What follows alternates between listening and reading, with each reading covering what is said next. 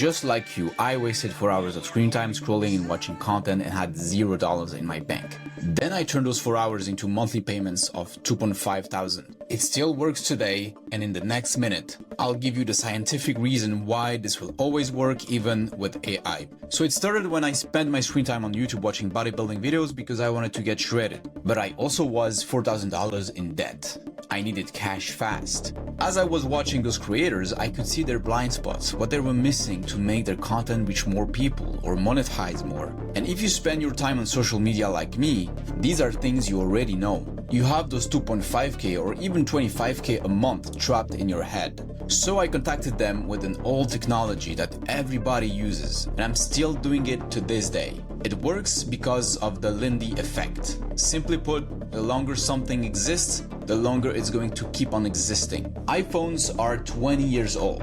They might expire in 20 years. The human brain has been the way it is forever, so it's never going to change. And there's this tech that I've been using for the past years to sell my skills to anybody and pay for my sovereign life, allowing me to travel anywhere. Email. It has been invented 55 years ago. Everybody uses it to create accounts on the internet. To use AI, you need an email. But here's what people miss. People buy from people. People use email to receive the most important information. If you learn how to influence their brain with words and deliver those words with emails, you won't need to wonder where your next client comes from. You won't need to learn the next trendy tactic only for it to be replaced by a new OpenAI update. So here's what I did that time when I was 4K in debt scrolling bodybuilding videos. I followed the white rabbit, my genuine curiosity, equipped with my lead capturing tool. It's basically a Google Sheet that checks for duplicates automatically. You can get it for free in the description. I jumped from recommended videos to recommended videos, creator after creator, but instead of just watching them, I was diving in their rabbit hole. Check their website, their funnel, their blind spots. Were they leveraging all social media platforms?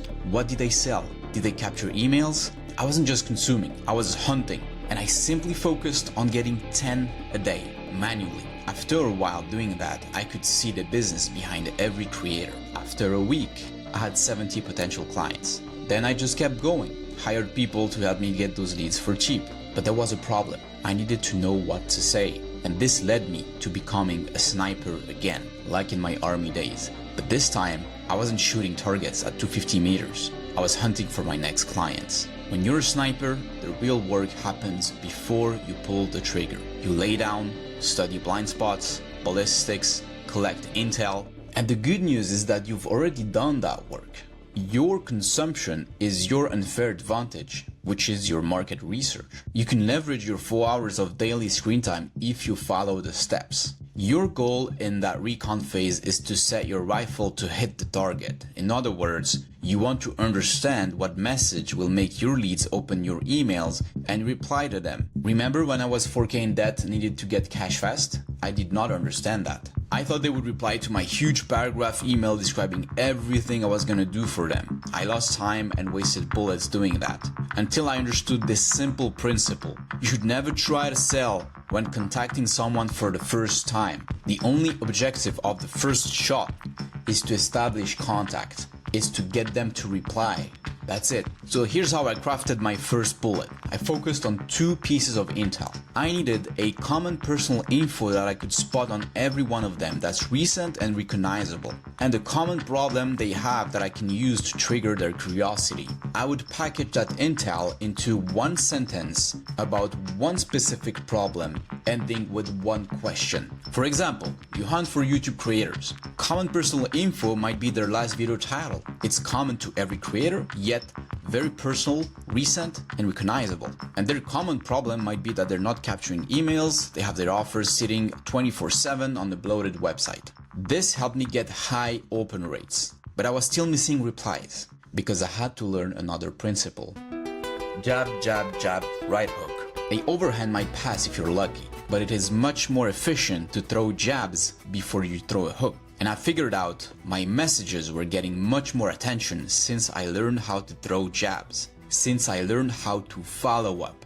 In boxing, you don't just throw haymakers, you set them up, and that's how I did. I would never throw a hook if I can't touch them with my jabs.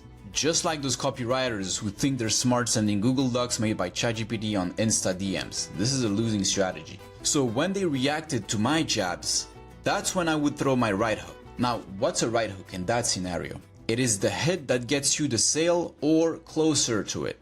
To understand how to throw a good hook, you need to understand your competition. And I'll tell you what they do so you don't have to look it up yourself. They send boring emails. They always push to go on a call, which is a lot of friction for busy people. They send boring emails describing their service, not even the benefits that come with them, or not how it makes life less painful. And they don't personalize. They send robotic messages. They're just spam. So I did the exact opposite. I didn't push to a call right away. I sent short emails focusing on their pain.